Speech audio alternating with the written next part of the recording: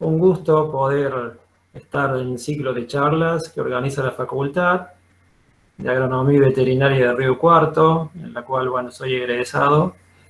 Y vengo trabajando con un grupo de personas, tanto de la universidad misma como de otras del país, bueno, como dijo César también, de otros países vecinos, en un tema que me gusta muchísimo, que nos apasiona a varios de los que trabajamos en este tema y que, bueno, vamos a presentar a continuación. Como hizo uno de los oradores en la primera charla, voy a desactivar la cámara en virtud de que la presentación tiene muchas fotografías. Voy a tratar de ilustrar un poco lo que hacemos a diario y por eso, bueno, desactivo la cámara y nos volvemos a conectar finalizada la presentación.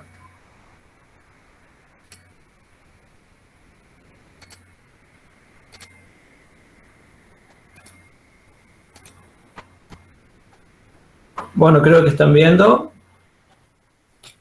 Ahí se está presentando, sí, ahí Ahora. está. Bueno, gracias, César. Como bien dijo César, la presentación se titula Valorización del estudio de diversos ambientes acuáticos, hábitat, riqueza, salud y producción de peces. En primer lugar, quizá conviene aclararles que por qué este tema, que se aleja un poquito de los contenidos curriculares que se vienen tratando habitualmente tanto en la carrera de agronomía como de veterinaria. Bueno, básicamente soy médico veterinario, lo cual cuando ingresé a la facultad a trabajar en esta área, me vi casi en la obligación de estudiar tanto las enfermedades como las mortandades de peces. Por su parte, soy docente de la cátedra de ecología, me interesa muchísimo el tema diversidad, riqueza de peces, tramas tróficas, estado trófico de los ambientes acuáticos, de eso se basa mucho la presentación. Y también integro la cátedra de acuicultura, con lo cual obviamente también me interesa de sobremanera la producción de peces, sobre todo a nivel de lagunas pampeanas, que es un tema un poco subvalorado, pero que a nuestro criterio tiene un potencial enorme.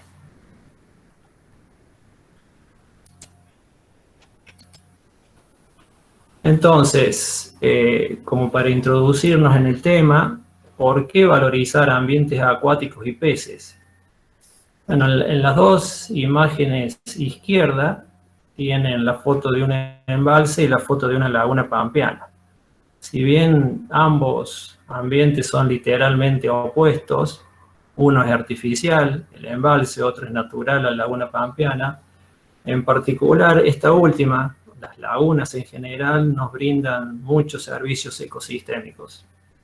Estaría de más nombrar cada uno de ellos porque bien ustedes conocen la mayoría, pero fundamentalmente en el caso de los embalses, además de proveer, por ejemplo, proteína a través de la pesca, de brindar múltiples usos, como la recreación, por ejemplo, y la pesca también, los embalses proveen agua para diferentes usos, principalmente para consumo humano, pero también para riego y consumo animal. Por lo cual, hablar de embalses es bastante difícil en función de la gran cantidad de objetivos que cumplen. Estos ambientes, tanto los embalses, las lagunas, como también los lagos urbanos, que vamos a ver algo de ese tema, están sujetos permanentemente a procesos de contaminación y polución, lo cual pone bastante en riesgo esa multiplicidad de usos que nombré anteriormente. ¿Por qué los peces? Bueno, no sé si conocen, pero los peces son los vertebrados más numerosos. Hay más de 25.000 especies de peces. Y eso habla a las claras también de la gran diversidad que posee esta comunidad. Por su parte, son una fuente de proteína muy importante. Últimamente, la producción de proteína de pescado es una de las actividades que más ha crecido a nivel mundial, tanto a través de la piscicultura y de la acuicultura, como también la proteína que se obtiene de la pesca. Si bien esta última ya llegó a un techo, la diferencia de producción para un poco mitigar la demanda de proteína a nivel mundial, hoy es abastecida por medio de la acuicultura. Por su parte, también los peces actúan como centinela de los cuerpos de agua. ¿En qué consiste o cómo se puede abordar este tema? Muy probablemente cuando un ambiente acuático está sujeto a un proceso de contaminación o de polución, es muy difícil que la gente pueda advertirlo simplemente o sin la ayuda de un equipo de profesionales. Cuando sucede una mortandad de peces, inmediatamente los medios de comunicación alertan sobre ese acontecimiento, sobre ese fenómeno, y enseguida quizás todo el mundo pone conocimiento de esa noticia. Y si tienen alguna duda al respecto, hay algunas imágenes que por ahí se han viralizado y que son bastante comunes, que hablan a las claras de cómo impacta una mortandad de peces en una laguna pampeana. Eventos como ese que están viendo son bastante comunes, lamentablemente, sobre todo en los meses cálidos, al ser las lagunas ambientes muy forzados en términos de producción. Quizá también en los embalses, pero en las lagunas los sucesos impactan mucho más. Lamentablemente, como ven en esa imagen, una gran cantidad de proteína, muy necesaria actualmente, lamentablemente se pierde. ¿Cómo hemos desarrollado la mayoría de los trabajos como para conformar una base de datos y presentar un poco los temas en este ciclo de charlas? Hablo en plural porque insisto que somos un grupo muy grande de personas que venimos trabajando en este tema, ya sea de la propia facultad, de la universidad, de otras universidades. Y si mal no recuerdo, creo que en las publicaciones que tenemos han conformado esas publicaciones más de 100 o 120 personas. La mayoría de los trabajos han surgido de proyectos de investigación, ya sea de la propia universidad, de CSIC, proyectos externos, algunos subsidiados por CONICET, otros por la provincia, otros por nación. Y muchos también de estos trabajos han surgido a través del Servicio de Ecología y Acuicultura que brinda la Facultad de Agronomía y Veterinaria y el INCIBET. Considero prudente también informar que a través de los servicios tenemos dos beneficios. En primer lugar, se generan recursos económicos, lo cual en la actualidad no es fácil conseguir. Y en segundo lugar, también se genera muchísima información que haciendo una especie de convenio, de acuerdo con el demandante del servicio, se puede llegar a publicar de manera parcial o total, ya sea en una revista científica, en un libro o en un congreso, con lo cual tiene múltiples beneficios. Como para que tengan una idea de los ambientes en donde hemos trabajado, los he dividido en tres grupos. En primer lugar, los embalses. Los embalses, a diferencia de las lagunas, bueno, son ambientes artificiales, ubicados preferentemente en la región serrana. La calidad del agua de los embalses difiere muchísimo de lo que es una laguna pampeana. Son en general ambientes bastante grandes, algunos superan las 4.000 hectáreas. Dentro de sus objetivos de creación, bueno, hay múltiples razones, múltiples propósitos. Se forman para abastecer agua para consumo, para generar energía, para atenuar crecientes, para llevar a cabo un sinnúmero de actividades recreativas. Son ambientes en general bastante profundos, lo cual también se diferencia mucho de una laguna pampeana, y están sujetos, principalmente en los meses cálidos y quizás en los años de pocas precipitaciones, a floraciones algales recurrentes, principalmente de cianobacterias o cianofisias, que son componentes del fitoplancton potencialmente tóxicos. Ahí en el cuadro de la derecha tienen los ambientes donde hemos trabajado, muchos de ellos seguramente ustedes los conocen. En algunos hemos hecho más trabajos que en otros, por ejemplo en la viña hemos hecho 24 muestreos, pero también hemos trabajado en el embalse San Roque, Arroyo Corto, Río Tercero, Reolín, Piedras Moras, Los Molinos, Olta en la provincia de La Rioja y San Felipe en la provincia de San Luis.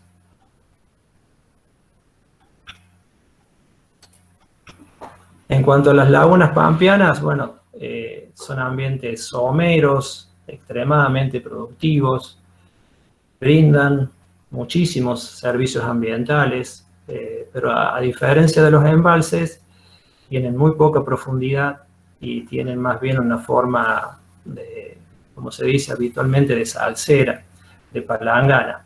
No tienen una región litoral y profunda muy diferenciada, muy definida. En relación a las lagunas pampeanas, que es una impronta típica de esta región y que hay muchísimas, también estas lagunas se pueden dividir en dos grandes grupos. Están las lagunas claras y las cerradas, las lagunas claras y las turbias, y las abiertas y las cerradas. En relación a las claras y las turbias, la diferencia principalmente está en función de la productividad primaria, de la producción de fitoplancton, como están viendo en esa imagen. Por ejemplo, el envase número 3 es un claro ejemplo de una laguna turbia, muy cargada de fitoplancton, que en cuanto al estado trófico se engloba dentro de la clasificación trófica eutrófica o hipereutrófica. Quizás desde el punto de vista de la producción de peces, si ese fitoplancton es bien aprovechado por el segundo eslabón trófico, que es el zooplancton, viene bien para la producción, son ambientes muy productivos, pero cuanto más turbias son esas lagunas, quizás más forzadas están y los eventos de mortandades sean quizá o se produzcan con mayor facilidad. También otra clasificación de las lagunas responde al tipo de cerrada o abierta. Con esto quiero hacer referencia a que las cerradas no tienen comunicación con otros cuerpos de agua, en cambio las abiertas sí, son en parte comunicadas o encadenadas a través de canalizaciones, lo cual de alguna manera permite el ingreso y el egreso de peces. Hemos trabajado en mucho más lagunas que embalses. Considero, insisto, que tienen un potencial muy importante. Ahí tienen ustedes algunas. Bueno, en la Helvecia es una de las que más hemos trabajado, está próxima a Canals, también en Suco, Los Charos, Salas Coloradas, Mar Chiquita, La Margarita, José María, Onagoiti, bueno, un sinnúmero de lagunas, incluso algunas de Santa Fe, como Melincué, que es un sitio Ramsar, y una laguna muy importante que ha superado en algún momento las 10.000 hectáreas de agua, lagunas mercedinas en San Luis, y algunos ambientes en conjunto con el grupo Pejerrey, algunos ambientes de La Pampa y de Buenos Aires. Y el otro grupo, de los tres de los cuales voy a hablar, incluye los lagos urbanos. Si bien son pocos, si bien son de una superficie bastante reducida, son muy utilizados por los ciudadanos. Y esa gran utilización, esa cantidad de visitas que los residentes de las ciudades hacen de estos lagos, también los convierte en ambientes bastante frágiles y muy sujetos a procesos de contaminación, de eutrofización y de polución. Además de que en general son muy poco profundos. De acuerdo a especialistas en limnología, esta tipología de ambientes, los lagos urbanos, son quizá los de más difícil manejo. Y quizás que coincida con esa clasificación, porque en los últimos años hemos trabajado precisamente tratando de recuperar uno de estos lagos urbanos. En total, considerando embalses, lagunas y otros ambientes acuáticos, tenemos una base de datos de 57 ambientes y hemos realizado aproximadamente desde la facultad, aquí se pueden sumar obviamente los trabajos de colegas del grupo, más de 200 trabajos de campo, algunos de mayor intensidad, algunos a largo plazo y otros trabajos puntuales. Bueno, en cuanto a algunos resultados que hemos obtenido. Quizá caracterizar físicamente a un embalse no resulta muy complejo. Hoy por hoy, con un análisis físico-químico, se puede al menos tener una idea bastante detallada de la calidad de agua de ese embalse, pero sí nos preocupa y sí nos ha tocado ver algunos casos marcados de eutrofización.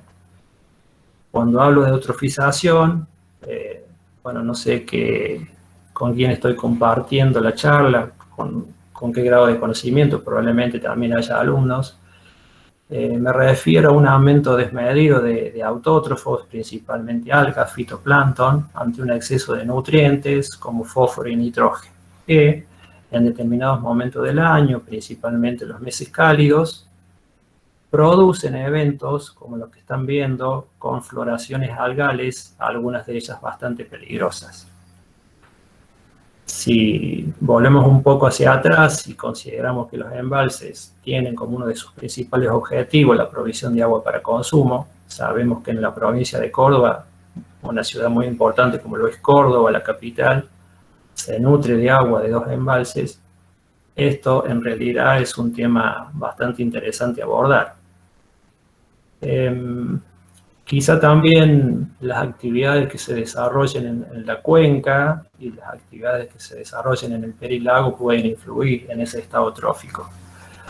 Se han hecho múltiples estudios, se viene trabajando muchísimo en este tema. Quizá lo que falte, como un tema para discutir al final, es un poco más de gestión.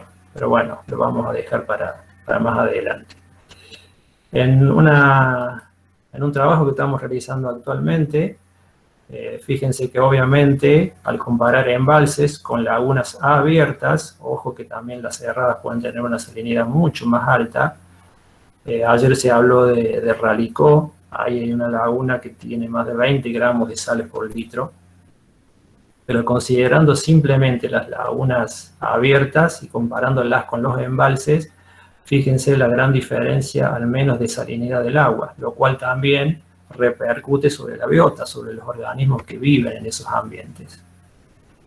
Otra gran diferencia que hemos observado también es en los valores de pH. Observen que las lagunas tienen valores de pH estadísticamente diferentes al de los embalses, y esto también repercute en la salud de los peces, porque aparte que los valores del pH por sí mismos pueden influir negativamente si son muy extremos sobre la salud de los peces, también indirectamente influyen sobre otros componentes, por ejemplo, metales, por ejemplo, la relación amonio o amoníaco, que puede ser más tóxica a medida que se hace más alcalino el pH.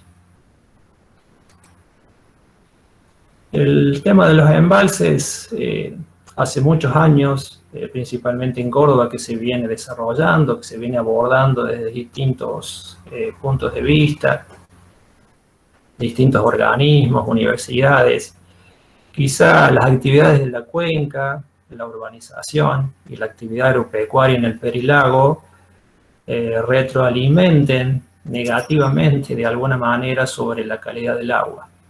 Y precisamente esa desmejora en la calidad del agua retroalimenta también, pero de manera negativa, sobre los diferentes usos que brinda ese ambiente, sobre la salud de la biota y sobre el turismo en general, que es quizá una de las formas de generar recursos a través de estos espejos de agua.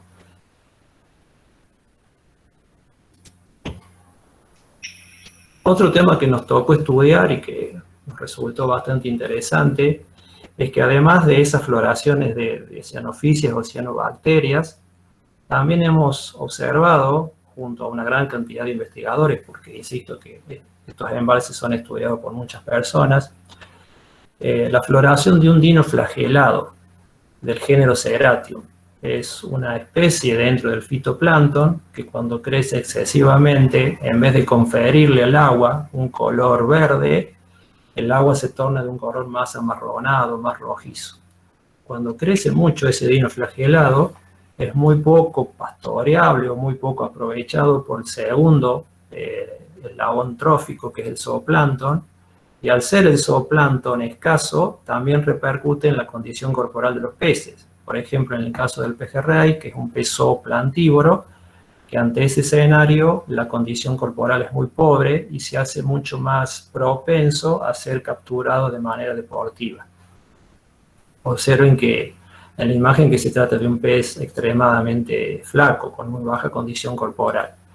Y hemos observado también que al haber una alta abundancia relativa de Ceratium, de ese dinoflagelado, se asocia estadísticamente muy bien con la abundancia de zooplancton y a su vez con esa baja condición corporal de algunas especies de peces. Otro ejemplo que de alguna manera nos gustó darles a conocer es un trabajo que venimos realizando en una laguna que está ubicada próximo a la localidad de Canals, haciendo un poco más de imagen macro en los bañados del Saladillo.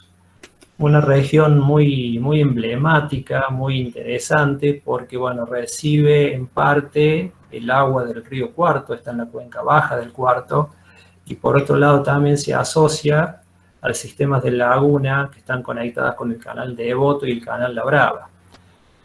La laguna La Helvecia, ubicada próxima a Canals, es una laguna de aproximadamente 90 hectáreas, en donde bueno, también se desarrolló un proyecto en donde se instaló una boya para monitorear diferentes variables ambientales. A su vez, una serie de boyas también se instalaron en otras lagunas, con lo cual muchos de estos ambientes, la Helvecia fue la única en Córdoba, se utilizaron a modo de centinela para evaluar el efecto del cambio climático. Como pueden observar en ese gráfico, tenemos datos desde el año 2012 hasta el año 19, algunos meses más de los que está indicado aquí. Lamentablemente el año pasado, por la situación que todos conocemos, y este año también, se cortaron un poco los viajes, los muestreos, pero este trabajo va a continuar. La Helvecia es una de las lagunas en la provincia de Córdoba que más datos tiene de diferentes variables de calidad del agua y también de diferentes comunidades acuáticas. ¿Qué conclusión podemos hacer de este estudio a escala temporal? Fíjense que en color rojo, ¿sí?, está marcado una de las profundidades de la cota que se mide de la laguna, y en color gris otro punto de muestreo. Observen que hay prácticamente en el periodo de mínima y de máxima una diferencia de 1,20 m, lo cual para una laguna pampeana que muchas veces tienen profundidades promedios de 1,50 m a 2 m, es un dato muy fuerte, ¿sí? Esta laguna estuvo a punto de secarse, tiene vaivenes muy importantes de volumen de agua, pero que bueno, en la actualidad prácticamente ese problema ha desaparecido. Siguiendo con los datos de esa laguna, también en la mayoría de estos ambientes acuáticos, a medida que se reduce el volumen de agua, aumenta la salinidad. La Helvecia tuvo la particularidad que en determinado momento recibía agua del canal La Brava, que tiene cierto grado de salinidad, y en determinado momento también recibió agua del río Cuarto, que es dulce. Pero fíjense también los valores extremos de conductividad, con mínimo de 3,18 y máximos de 10,4, con lo cual también es un reflejo de las grandes oscilaciones de conductividad o de salinidad que tienen estos ambientes acuáticos. Un dato que más nos llama la atención en este ambiente, en esta laguna pampeana, es que las mortandades de peces que se registraron no fueron en los meses de mayor temperatura, donde supuestamente la variable que detona la mayoría de las mortandades de peces es la disminución de oxígeno disuelto. Se observan en la escala a lo largo del tiempo, hubo 2 eventos de mortandades, pero que se debieron principalmente a bajas temperaturas. Dentro de la fauna de peces de las lagunas pampeanas, algunas son mucho más sensibles a las bajas temperaturas y ellas son precisamente las que acusan eventos de temperaturas muy bajas. Un ejemplo fue el año pasado, que fue muy frío, en donde, bueno, también murieron especies como sábalo, sabalito, y también estamos aprendiendo un poco acerca de la biología del dorado, que es una especie que habitaba hace muchos años en Córdoba y que a partir del 2016, precisamente en esta laguna en la Helvecia, volvió a capturarse y actualmente es una especie que habita en gran parte de la provincia. Para finalizar un poco con esta base de datos de la Helvecia, fíjense también que las mediciones de oxígeno disuelto a lo largo del tiempo experimentaron también oscilaciones muy marcadas, con mínimos de 4,5 miligramos por litro y máximos de 11,9. No nos interesaría tanto aquí los valores máximos, sí los mínimos, porque son principalmente en verano las variables que más influyen en las mortandades. No se registraron mortandades en verano por falta de oxígeno, aunque los valores estuvieron bastante bajos. Cuando se habla de oxígeno disuelto hay que tener mucho cuidado porque es una variable que está asociada a otras para poder estandarizar su valor de referencia. En este caso, por ahí no se le presta mucha atención a los valores en sí, sino al porcentaje de saturación, que debería ser como mínimo de un 70%. De todos modos, este valor de 4,5 partes por millón se considera prácticamente en el umbral inferior. Otra grata sorpresa que tuvimos, y aquí, bueno, hay mucha gente que está presente y que ha colaborado en este estudio, es revalorizar en cierta medida la biodiversidad de un lago urbano. Por eso consideramos también bueno incluir este tipo de ambientes. El lago Dálcar, ubicado en la ciudad de Río Cuarto, que es visitado por miles de ciudadanos durante el año, estaba en una situación ambiental bastante pobre, bastante dejado, por así llamarlo, sin un ingreso constante de agua. Y bueno, a partir de un proyecto subsidiado por el Estado local, por el municipio, en conjunto con el Club El Malón, definimos presentar un proyecto para estudiarlo, hacer un diagnóstico de su problema principal y para evaluar la biodiversidad. Si observan, la sorpresa fue muy grande, porque a lo largo de un año de estudio con un equipo multidisciplinario, observamos 18 especies de peces, 63 de aves, 36 de zooplancton, 35 de plantas, 37 de macroinvertebrados y 175 de fitoplancton, con lo cual habla a las claras que este lago constituye una invalorable fuente de biodiversidad porque habitan en él más de 350 especies. Insisto, lo tenemos dentro de nuestra propia ciudad de Río Cuarto. Quizás hablar de riqueza y diversidad de peces y de producción sea lo que más nos gusta. De todos modos, hablar de ambientes acuáticos es casi una obligación porque es el lugar donde habitan esos peces.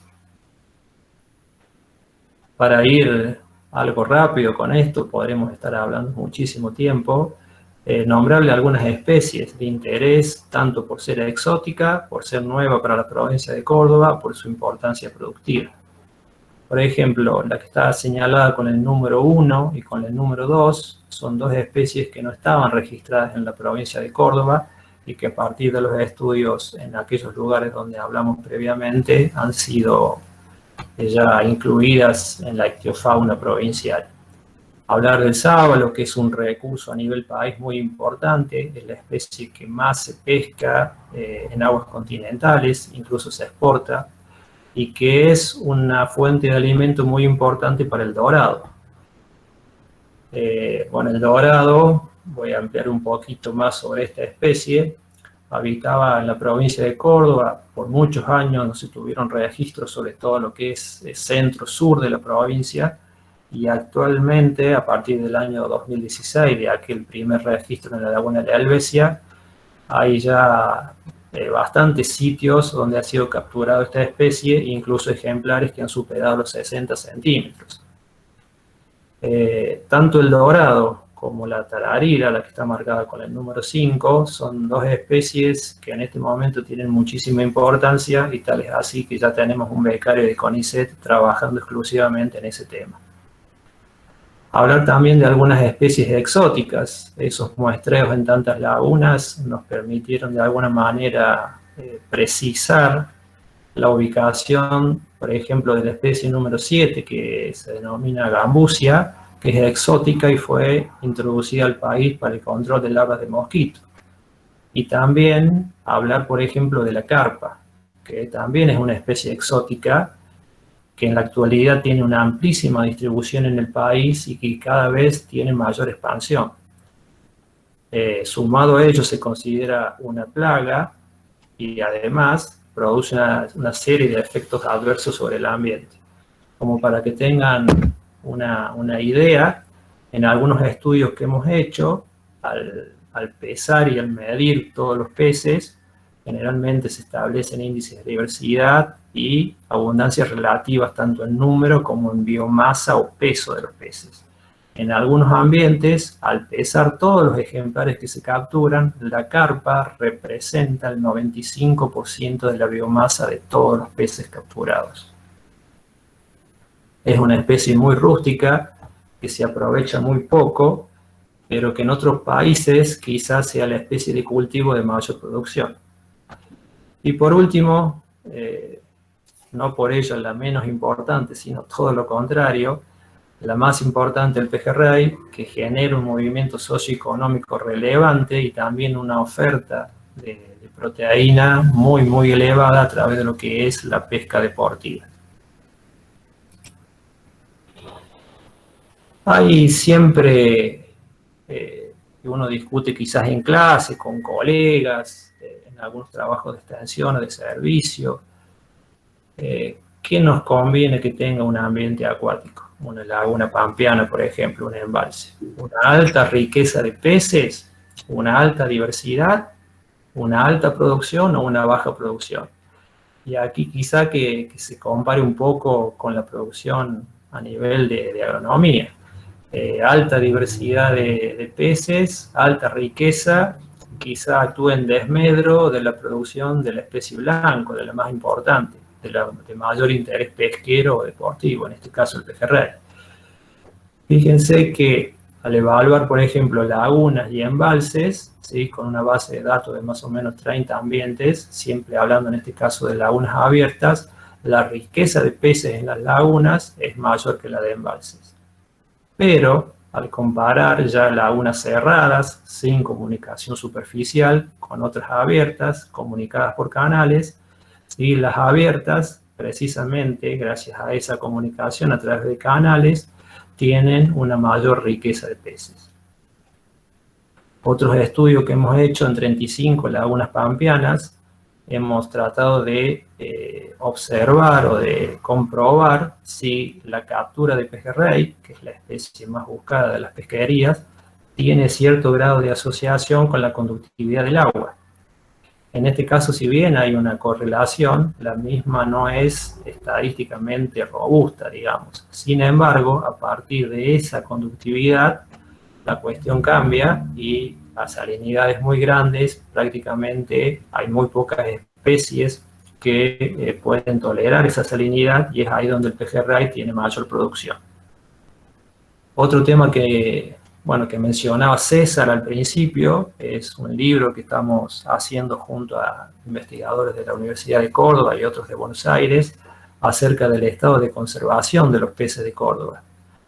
Aquí hemos observado, entre otras cosas, que, por ejemplo, las especies autóctonas prácticamente no tienen una reglamentación vigente. Por el contrario, las especies introducidas a través de, por ejemplo, reglamentos de pesca, están mucho más celosamente cuidadas. En cambio, las autóctonas no, y es uno de los temas que quizás se deban abordar en el futuro.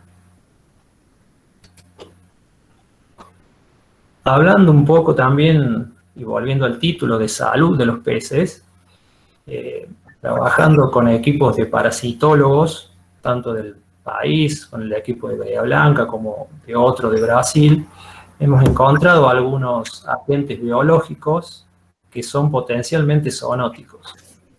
No sé si alcanzan a ver la gran cantidad de larvas en el interior de ese pez. Bueno, cada una de esas larvas, que a veces superan las 200, están presentes en la mayoría de los peces de la región central de Argentina, principalmente en aquellos de cuero, como los bagre blanco y negro, también muy común en la tararira, a veces también en el pejerrey y en otras especies. Al ser potencialmente zoonóticos, esos agentes biológicos, es indudable que se deba conocer cuál es la especie. Bueno, encontramos precisamente una especie nueva con el equipo de parasitólogos de Brasil, que es Contrasecum georgiae, que parasita en cuanto a peces a tararira y que tiene como hospedador definitivo a las aves. Aquí también estamos hablando de ciclos de parásitos. Y también, bueno, se llegó a una identificación molecular de un parásito muy común en peces de la región central de Argentina, que es la Hernia cyprinaceae, del cual voy a hablar un poquito más adelante. Fíjense la cantidad de larvas de parásitos que puede tener un solo ejemplar. La ictiofauna difiere mucho en cuanto a especies, pero creo que todos coincidimos que a nivel país, la especie que más moviliza a los argentinos, que más recursos económicos genera y que más proteína destina al consumo humano es el pejerrey. Sin embargo, para la pesca deportiva del pejerrey se utilizan organismos vivos, peces cebos, que se transportan vivos hasta el momento de su utilización. Generalmente, cuando sobra carnada, cuando sobran esos peces vivos, los pescadores arrojan esos peces al agua para no sacrificarlos. Pero con esa acción están también, lamentablemente, vehiculizando muchos agentes patógenos, principalmente parásitos. Hay uno, por ejemplo, que es el gusano del ancla, que está marcado con flechas negras, ¿sí? Y otros que son microscópicos. Por ejemplo, este es un frotis en fresco de una branquia, vista al microscopio. Obsérvense la cantidad de parásitos que pueden contener estos peces y que, bueno, de alguna manera se vehiculizan o se transportan a otros ambientes acuáticos. También en eso hemos aportado nuestro granito de arena. En cuanto a ese parásito que nombrábamos recién, que es la Hernia cyprinaceae o gusano del ancla, también hemos podido conocer de alguna manera cómo afecta su salud y hemos evaluado su efecto en una población de pejerrey. Esto no es fácil de hacerlo porque, en primer lugar, hay que saber cuánto mide cada pejerrey en cada año de vida. Bueno, eso se hace por lectura de escamas, similar a lo que se hace quizá en agronomía viendo la corteza o el tronco de un árbol, a través de los anillos de crecimiento. En este caso pueden observar que tanto la prevalencia, la abundancia como la intensidad de los parásitos aumenta a lo largo de edad de los peces. El dato bueno es que si comparamos la condición corporal o el grado de gordura entre peces parasitados, ¿sí?, y no parasitados, observamos que no hay diferencias significativas, que no afecta la condición corporal, pero sí en peces con alta carga parasitaria se observan, en esta imagen hay hemorragias secundarias, ¿sí?, producidas por patógenos oportunistas que de alguna manera afectan estéticamente a los peces para consumo humano. Hablando de ambiente y hablando de cambio climático y cómo influye el clima en la aparición de mortandades, salvando la diferencia entre tiempo y clima con una cuestión de escala, hemos también tenido la oportunidad de estudiar masivas mortandades en ambientes de Córdoba. Salimos un poco de la parte productiva y entramos a hablar un poco más de la salud de los peces. Las tres imágenes superiores son casos de mortandades de mojarras, son prácticamente mortandades monoespecíficas que afectan a un género. Por ejemplo, de cada 100 peces muertos, 95, 96 corresponden a este género, que se producen generalmente en los meses fríos, ¿sí? Casualmente o estadísticamente, las mayores mortandades se registraron en los años más fríos y afectan a una gran cantidad de miles de peces, ¿sí? Principalmente en embalses, en reservorios. La causa es un omicete, un agente biológico muy cercano a los hongos, que se denomina saprolegnia parasítica. Ese mismo agente también fue el causante de una mortandad de sábalo y de dorado el año pasado, también que fue un año muy frío. Por su parte, aquí no por bajas temperaturas, sino por altas, en el año 2019 hubo un caso de mortandad de carpas muy grande, que bueno, superó las 140 toneladas de peces muertos y que, como observan en esta imagen, al descomponerse esa gran cantidad de biomasa, también produce mucha alteración en la calidad del agua. Este fue un caso muy particular, donde prácticamente todos los peces muertos se correspondían con carpas. Había otras especies, pero en mucho menor cantidad, y lo llamativo es que todos los ejemplares de carpa eran grandes, aproximadamente de más de 70 centímetros. La conclusión que sacamos aquí es que las altas temperaturas, unos días de mucho calor, también potenciaron la acción patógena de bacterias oportunistas. Hemos tenido también la oportunidad de diagnosticar o de esclarecer casos de mortandades en lagos urbanos. Por ejemplo, el de la izquierda, que afectó a más de 3.000 peces. En este caso fue muy difícil el diagnóstico porque se produjo en el mes de enero. Y en el mes de enero sabemos que en la universidad prácticamente no podemos hacer muchas cosas. Sin embargo, descartamos agentes biológicos, descartamos características físico-químicas, por ejemplo, oxígeno disuelto, pH en el agua, y el cuadro coincidió exactamente con la presencia de sustancias tóxicas. No se pudo detectar con precisión cuál fue el tóxico que causó la mortandad, pero sí estamos totalmente seguros que se debió a eso. De por sí, las mortandades por presencia de sustancias tóxicas son de muy difícil detección.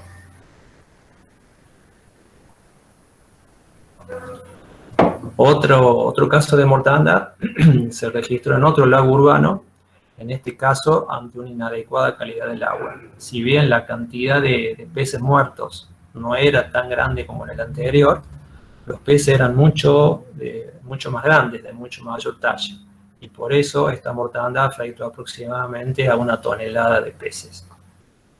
Como pueden observar, al hacer estudios también en algún momento de esa mortandad, la mayoría de las mediciones, al menos en el momento que se desencadenó la enfermedad, nos dio valores de oxígeno disuelto por debajo de 1 parte por millón.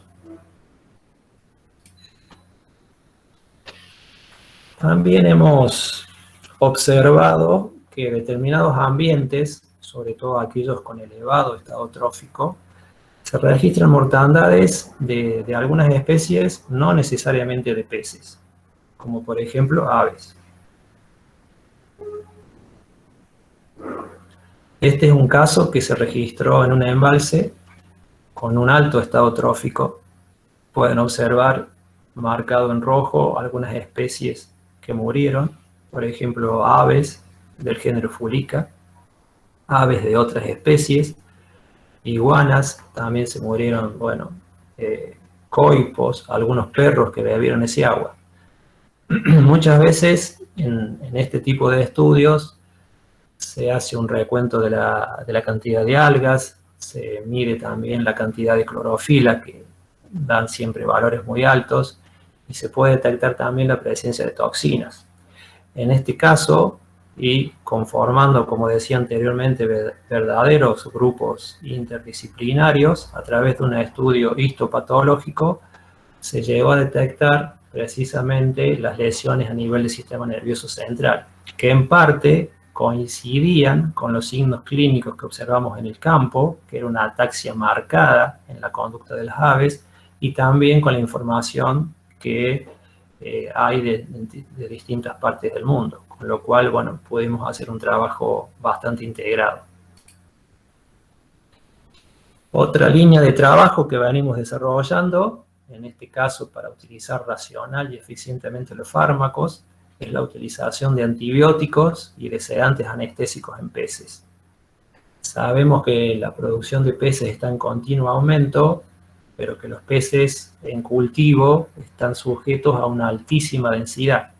Eso los hace mucho más proclive, mucho más susceptibles a contraer enfermedades. Con lo cual la apicultura genera un movimiento muy grande de productos farmacológicos. En esta línea de investigación ya venimos trabajando desde hace años, ya se han realizado 3 tesis de posgrado, y entre los principales objetivos de estos trabajos se cuentan principalmente tratar de liberar menos productos al ambiente, ¿sí? Segundo, mejorar la eficacia terapéutica, principalmente de antibióticos. Tercero, aumentar el bienestar animal. Los peces, cuando son sometidos a manejo, tienen un estrés muy importante que repercute en su salud. Tratamos de utilizar diferentes productos sedantes y anestésicos para tratar de minimizar ese estrés. Y por otra parte también asegurar el producto que llega a los consumidores, tratando que el periodo de resguardo se establezca lo mejor posible.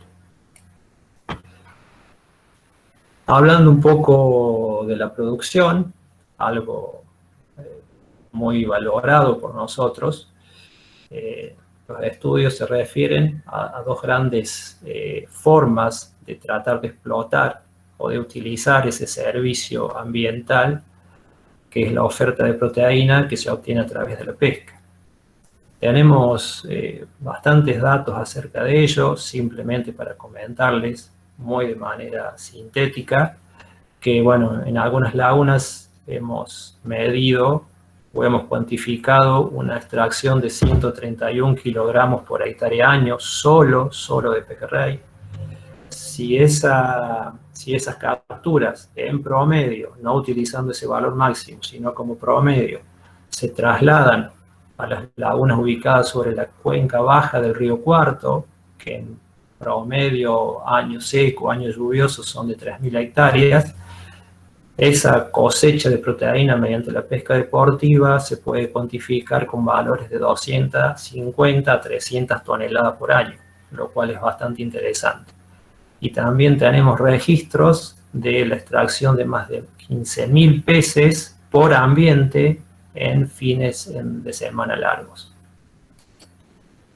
Otra forma de cuantificar la proteína que producen estos ambientes acuáticos de manera totalmente natural, ¿sí? Solamente a través de la utilización de las tramas tróficas, con los productores del fitoplancton, ¿sí? Con el siguiente eslabón que es el zooplancton, y luego los peces de distintos niveles tróficos.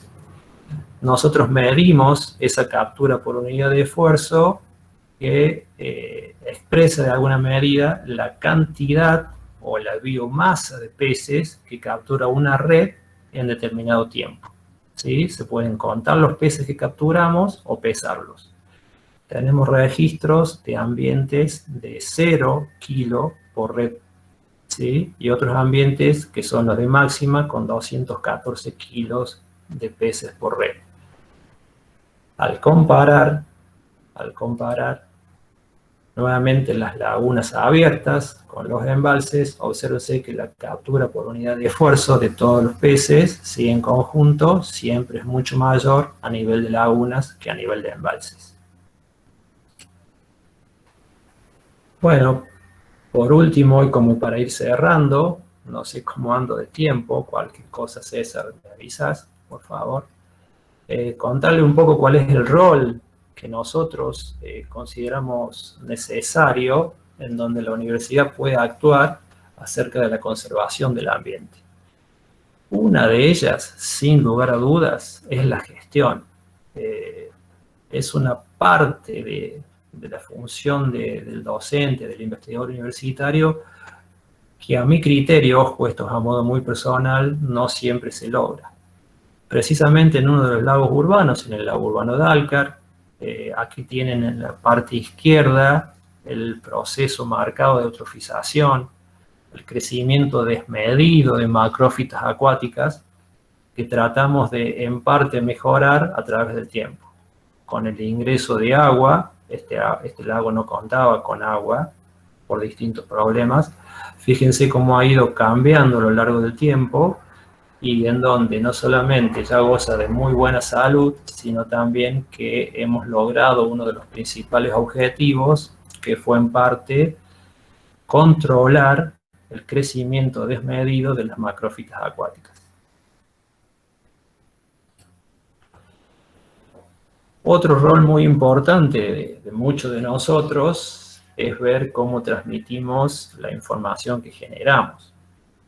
Estamos totalmente de acuerdo en las publicaciones, mejor si es de alto impacto. Quizás muchos prefieren publicar en inglés por el alcance que tiene ese tipo de publicación. Pero también tenemos nuestra experiencia a nivel, por ejemplo, de trabajar con colegios. Hemos trabajado con colegios primarios, lo cual nos ha llenado profundamente el alma por el interés que despierta este tipo de actividades en esa franja de edad, ¿sí? Hemos trabajado también con el grupo Pejerrey, que es un grupo conformado por investigadores de la Universidad de La Pampa, de la Universidad del Centro y de Río Cuarto, no solamente con la publicación de artículos científicos, sino también con la publicación de libros. Por ejemplo, Pejerreyes de Sudamérica, que está destinado, ¿por qué no?, a pescadores, que en la República Argentina hay muchísimos. También un libro sobre la laguna de Melincue, a pesar de ser un sitio Ramsar, de ser un ambiente muy grande, muy importante, carecía de información en un solo ejemplar. Había información, pero estaba muy atomizada. Ahora está prácticamente mucho de su historia, y aparte del estudio que pudimos hacer con el grupo Pejerrey, todo volcado en una sola edición. Otro ejemplo, por así llamarlo, es el caso del libro del lago urbano de Alcar, que gracias al aporte del municipio se pudo distribuir en todos los colegios de Río Cuarto. Por lo tanto, cada institución educativa, tanto de nivel primario como secundario, ya tiene al menos información de base de uno de los ambientes, de uno de los sitios verdes más importantes de la ciudad de Río Cuarto. Y también, creo que en esto, no sé si coincidimos todos, nos gusta mucho elaborar informes técnicos tratando de que, con un lenguaje un poco más llano, más de todos los días, lleguemos con mayor claridad a aquellas personas que demandan un servicio por alguna cuestión ligada a los peces. También hemos trabajado a nivel de extensión. Nuestra premisa fundamental es conservar los recursos hídricos e ícticos. Hemos trabajado en diferentes proyectos de extensión, también con algunos becarios. Afortunadamente esos becarios se han quedado trabajando en esta línea de investigación de peces, de ambientes acuáticos, de ecología, y actualmente uno de ellos es becario de CONICET y otro es becario de investigación. Bueno, por último, para finalizar y para concluir un poco acerca de esto.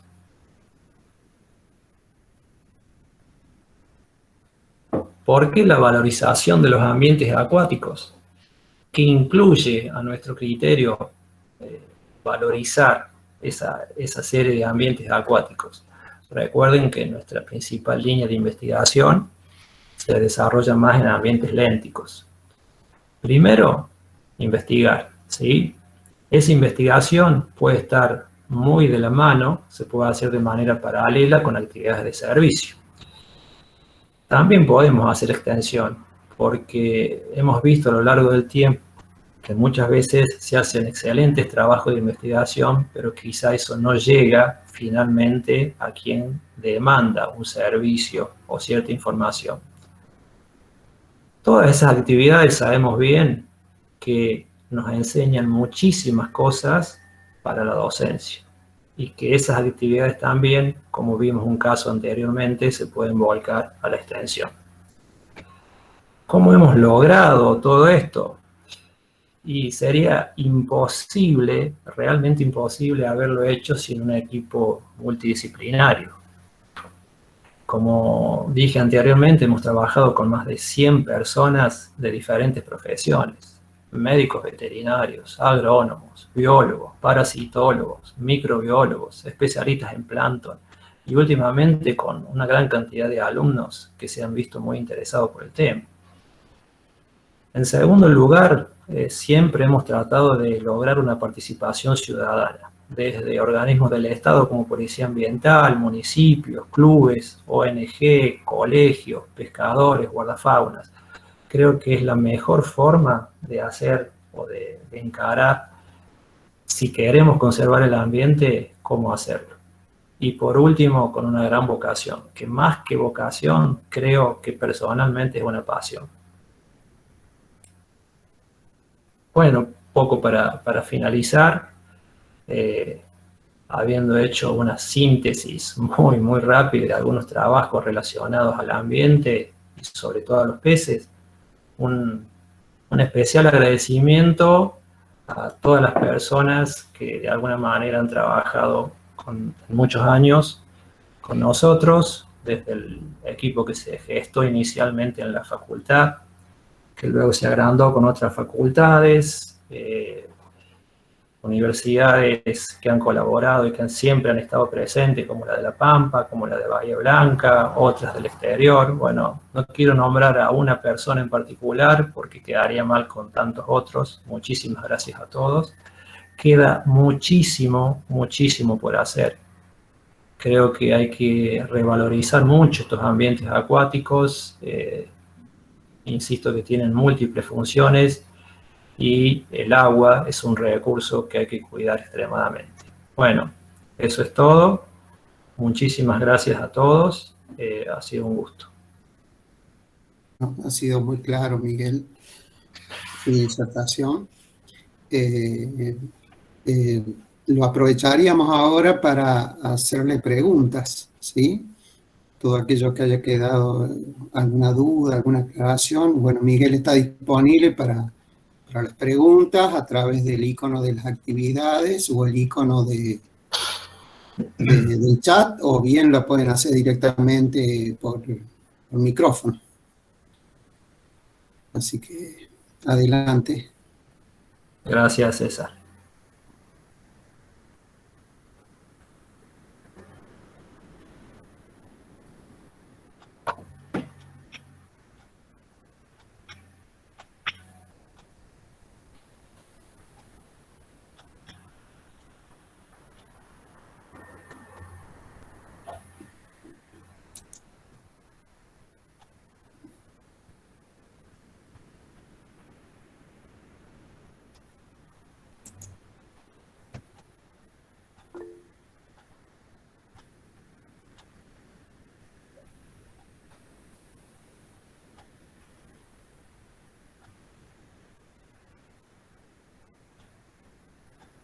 Alcanzo a ver, César, algunos comentarios, pero no sé si hay alguna pregunta puntual.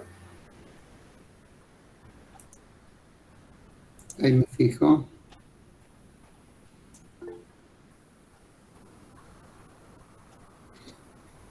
Sí, bueno, mientras van empezando las preguntas, vos hablaste de la gestión recién. ¿Cómo ves a nivel de, porque nosotros tenemos estos recursos acuáticos, muchos en la sierra, pero también en la llanura, donde está mucho la agricultura? ¿Cómo ves la gestión de eso? ¿Vos ves que la gente que tiene que hacerlo se está ocupando del tema o solamente está pensando en las buenas prácticas agrícolas, de los campos y todo eso, y de todo este recurso, bueno, no lo están haciendo? ¿Cómo está controlada la pesca, la veda, la pesca ilegal con redes? ¿Cómo está todo ese tema? Bueno, es una buena pregunta, quizás de respuesta bastante larga. Las vedas, al menos en lo que es provincia de Córdoba, están reglamentadas, pero quizás han sido reglamentadas al igual que los cupos de pesca años anteriores y no se han actualizado. Somos conscientes que las poblaciones de peces van variando año tras año y en base a ello también deberían ir modificándose los cupos de pesca. No sé si tanto la época de veda, pero sí la cantidad de peces a extraer. Sin embargo, cada vez hay más conciencia acerca de esto y bueno, el gran movimiento que genera la pesca deportiva, el nuevo advenimiento de todas las redes sociales que mueven muchísima información, hace que más o menos todas esas actividades se cumplan. El tema del furtivismo, bueno, es un tema histórico. Incluso recuerdo y hemos observado este comentario en un libro que, bueno, en muy poco tiempo los guardafaunas llegaron a encontrar más de 12 kilómetros de redes en muy poco tiempo. Digo, llegaron a encontrar porque muchas de esas seguramente nunca las van a encontrar. Es un tema que, bueno, también quizá vaya de la mano con la situación económica, ¿no? Es una salida laboral para algunos, pero que va en detrimento de la actividad deportiva que genera muchísimos más recursos. Y en cuanto, bueno, a tu otra pregunta en relación a la actividad agrícola, hay un sinnúmero de ejemplos. Ustedes, los agrónomos, probablemente sepan mucho más que esto. Pero sí hemos visto muchas veces ese gran conflicto que se genera entre la mayor producción agroganadera y la menor valorización de los ambientes acuáticos, principalmente lagunas. Muchas de estas actividades también se desarrollan en la región serrana y eso puede impactar quizás más que todo un embalse que desde el punto de vista de los usos más se refleja en el uso de agua para consumo humano. Pero bueno, es muy grande el escenario de ejemplos. Gracias, Miguel. Acá Romina Santi pregunta, ¿a dónde se puede conseguir la revista sobre la laguna de Melincue? Tengo entendido que es un libro ese, ¿no? Bueno, la laguna de Melincue se estudió con los integrantes del grupo Pejerrey, que lo estoy viendo en pantalla, varios de ellos, a través de un servicio que realizamos con 3 universidades. Se hicieron 2 trabajos grandes de campo y se recopiló muchísima información de ese ambiente y bueno, fue publicado por Unirío. Es un libro digital, gratuito, free, está en la página de Unirío, así que pueden acceder libremente a esa información. Excelente. Bueno, acá Cecilia Cristina Guglielmi pregunta, ¿cómo está el lago Villa de Álcar actualmente? La intervención que hicieron, ¿dio resultado para que tomen conciencia lo que deben mantenerlo? Bueno, quizás me puedas ayudar vos, César, porque fuiste también protagonista de ese cambio. El lago de Álcar, quizá uno de los ambientes que más hemos estudiado en los últimos años, porque está prácticamente en el patio de nuestra casa, está bien dentro del eje urbano, ha cambiado radicalmente. Uno de los problemas que más tenía era, como creo que mostré bien en imagen, el crecimiento desmedido de las plantas acuáticas, de las macrófitas. Y tenía otro ingrediente que actuaba en detrimento de la situación ambiental, que era la falta de un ingreso permanente de agua. En la actualidad tiene un ingreso permanente de agua, el agua se ha renovado muchísimo, se ha diluido en gran cantidad de los nutrientes, hubo una máquina cosechadora de algas, entre comillas, que participó muchas veces de la limpieza del lago, fundamentalmente de la extracción de macrófitas, y también se hicieron bastantes campañas de limpieza del lago, donde se retiraron un sinnúmero de cosas de distinta naturaleza, desde cubiertas y muchísimas cosas más. Hoy el lago tiene entrada y salida de agua, que para un ambiente acuático es fundamental. El problema de crecimiento desmedido de las macrófitas ha sido solucionado y seguimos monitoreándolo. Hacemos un estudio cada 3 meses de la físico-química del agua, de la comunidad del zooplancton, a veces también del fitoplancton, y una vez por año de los peces, y goza a nuestro criterio, por los últimos estudios que hicimos, de muy buena salud. Más aún revalorizando ese ambiente por el gran uso que hace toda la ciudad de Río Cuarto. Sí, sí, la verdad que sí, realmente cuando me llamaste para que viéramos eso y cómo podíamos afrontarlo, realmente era muy complejo y bastante escéptico al principio, porque no encontrábamos resultados, y después, bueno, de a poco, entre todos, fuimos encontrándole la vuelta hasta que, al menos hasta hoy, se pudo resolver. Esperemos que la gente colabore también para que no se transforme también en un vertedero de basura el lugar. Por ahora estamos bien, vamos a ver. Sí, sabemos que la participación ciudadana es fundamental en el cuidado de estos ambientes. Es muy chico el lugar, el Perilago sabemos que es concurrido por muchísima gente, pero bueno, últimamente a mi criterio se lo ve muchísimo mejor, las críticas han sido todas buenas.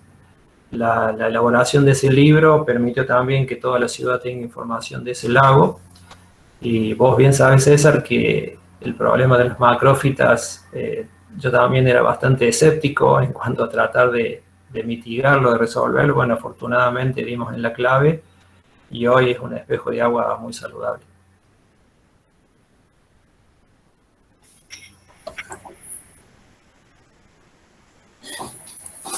Coqui, una pregunta.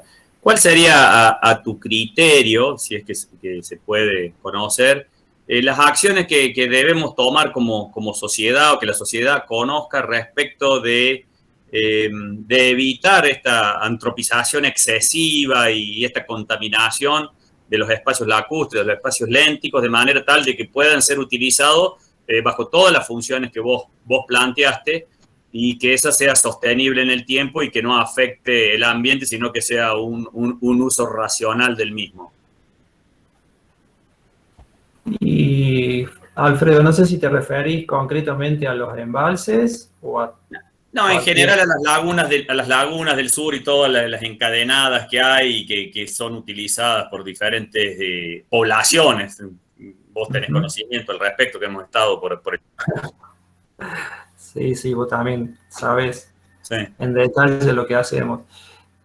Bueno, las lagunas son ambientes naturalmente productivos. Recordemos que están en los suelos más ricos del mundo. Son ambientes con mucha carga de nutrientes, con alta productividad primaria y con una alta producción de peces.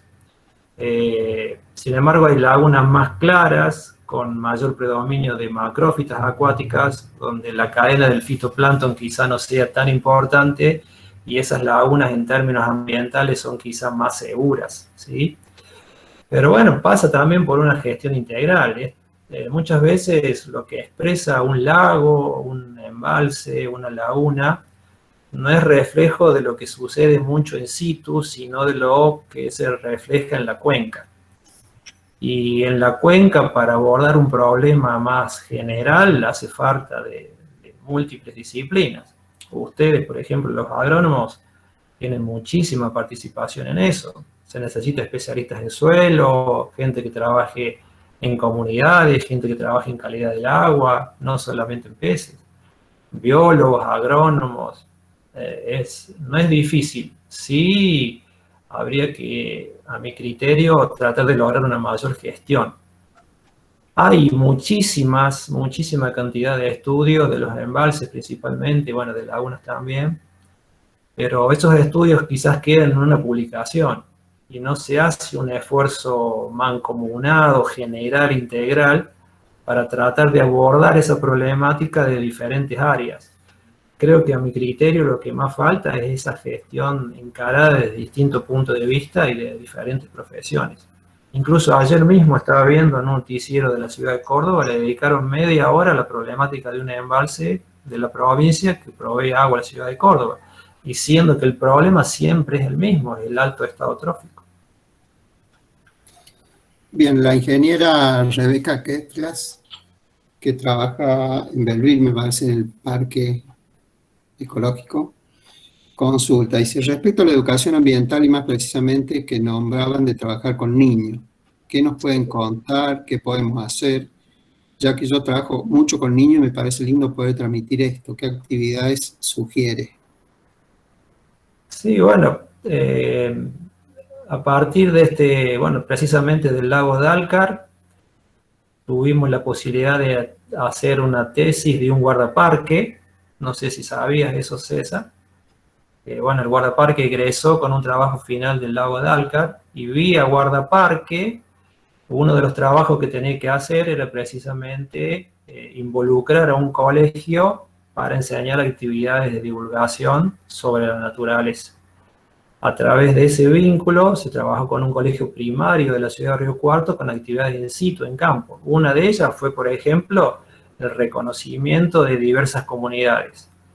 Estuve con un ayudante capturando, por ejemplo, peces, mostrándole plantas, especies, camarones de agua dulce, que los propios chicos usaron un aparato de medición, ¿sí? Un oxímetro, un pHímetro, y pudieron medir ellos mismos las variables de calidad del agua.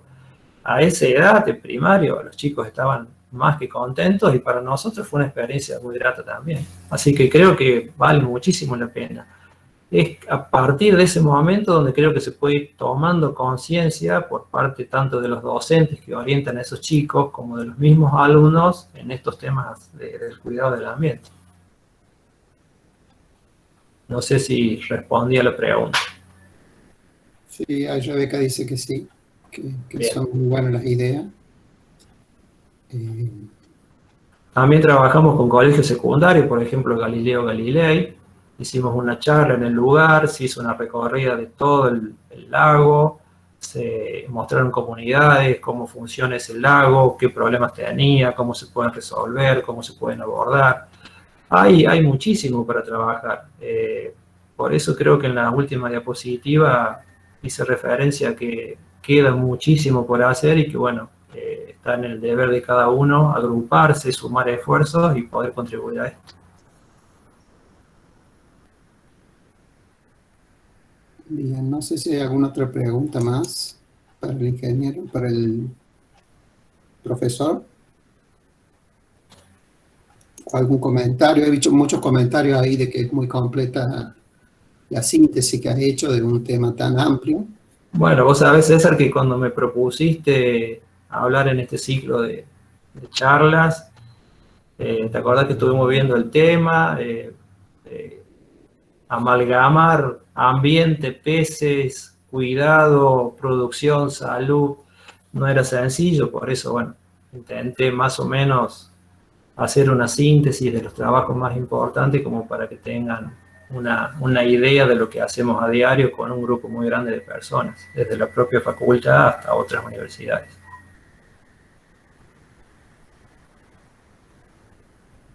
Sí, también permitir conocer más sobre esta actividad que vos hacés, digamos. Si bien yo conocí algunos tópicos, pero no todos, pero me parece que es bueno, porque tenemos muchas superficies, muchos ambientes, así que está muy bien, y a mí me pareció muy pertinente que pudiera comentar todo lo que se está haciendo desde esa área, digamos, que hace 10, 15 años no se hablaba prácticamente de lo que vos haces, pero ahora ya hay muchísimos datos, muchas publicaciones, muchas cosas. Bueno, eso está muy bueno. Sí, hay en toda la región pampeana hay una gran cantidad de lagunas, algunas de una considerable superficie. Por ejemplo, tenemos Mar Chiquita, que en época de baja salinidad, ahora va a ser catalogada con otra figura, pero la producción de proteína, por ejemplo, para mitigar el hambre, que hoy es una situación real, nosotros la vemos con muy buenos ojos, no solamente a través de la pesca deportiva, porque quizás para el dueño de la laguna, para el gestor, desde el punto de vista económico es la mejor opción, pero también se pueden estar extrayendo otras especies, como la carpa, por ejemplo, que es proteína, y que sacarla del ambiente también sería una buena medida desde el punto de vista de la gestión de ese ambiente, y que genera una biomasa altísima en estos ambientes acuáticos. Hay gente aquí, gente del grupo, que les agradezco que estén, que también trabaja sobre lagunas, y que bueno, somos defensores de esos ambientes acuáticos por la gran cantidad de servicios ambientales que brindan. Gracias por estar. Sí, vi ahí, yo si bien no los conozco personalmente, pero bueno, vi ahí varios del grupo. Se lo veo Paula también. Sí. Bueno, estamos todos viendo qué podemos hacer con el tema del ambiente y mirándolo desde muchos lugares. Fue un muy buen ejemplo el tuyo, porque esto es un problema multivariable, multidimensional, y necesita de muchas miradas y muchos equipos interdisciplinarios para poder resolver esto. Inclusive toda la parte de los decisores sobre el ambiente también, digamos, obviamente.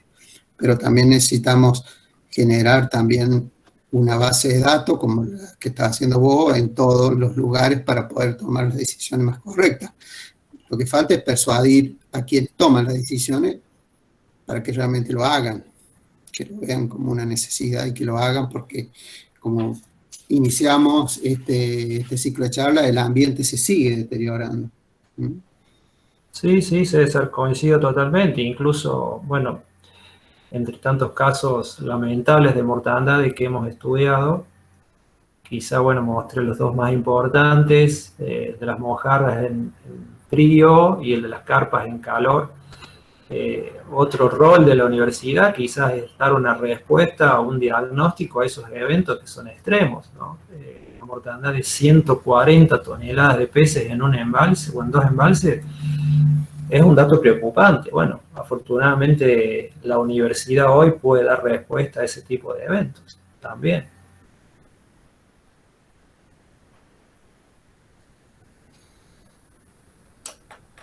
Bueno, si no habría más preguntas, mañana no vamos a tener la charla porque pensábamos que era el escrutinio de las elecciones, pero las elecciones se pospusieron. Así que queda una charla para el 4 de junio a la misma hora, que son los roquedales como refugio de la flora en tiempos de cambio de uso de la tierra, donde el profesor Cantero va a ser el disertante. Y bueno, si ustedes quieren, abriríamos las cámaras y le daríamos un aplauso al profesor Mancini. Es lo único que podemos hacer, no nos podemos llevar en la mano, nada. Yo les agradezco mucho la invitación. Cuando César me propuso hablar sobre el tema, estábamos bastante jugados con el tema. Vivir esta época de pandemia donde todos tenemos muchas cosas en la universidad, fotos, trabajos, archivos. Traté de recuperar lo que tenía a mano y bueno, de hacerlo lo mejor posible y lo más concreto. Creo que hay muchas cosas para hacer con el ambiente. Considero que haber hecho este ciclo de charlas es muy auspicioso. Seguramente hay personas mucho más importantes, mucho más influyentes en la decisión, con mucho mayor cantidad de conocimientos. La universidad tiene especialistas en diferentes temas. Sabemos que se dan producciones en la parte al menos de veterinaria de diferentes especies animales. Gracias al menos por permitirnos aportar nuestro conocimiento desde el punto de vista de los ambientes acuáticos lénticos principalmente, y bueno, de la producción de peces. Así que bueno, de nuestra parte, del equipo, que somos muchos, quizá por ahí me toca un poco a mí dar este tipo de charlas, pero desde el equipo, muchísimas gracias por la participación.